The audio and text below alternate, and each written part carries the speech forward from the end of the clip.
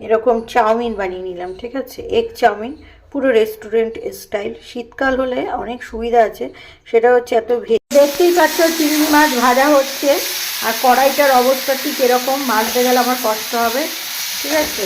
এখানে কিছু চিংড়ি মাছ ভেজে রেখে দিয়েছি। তো এটা কি বলে, গলদা চিংড়ির থেকে একটু ছোটো বোধ হয়। তো যাই হোক, মালাইকারি করবো। আগে কী রেসিপি করেছি সেটা দেখিয়ে দিই তোমাদের ঝটপট করে। সেটা হচ্ছে মাছের মাথা দিয়ে মুগের ডাল, দেখতে পাচ্ছ। এখানটায় আছে কি বলো তো, কাতলা মাছ ভাজা, ঠিক আছে। তো এখানটায় আছে হচ্ছে তোমাদের ভেজ ডাল, যেহেতু আমি মাছের মাথা খাই না, তো সেই কারণে আর কি। আর এইখানটায় আছে কি বলো তো, শো স্টপার, চিংড়ি মাছের মালাইকারি। মালাইকারি, দাঁড়াও চিংড়ি মাছ একটা তুলে তোমাদের সাথে শেয়ার করে দিই। এই দেখো, ঠিক আছে।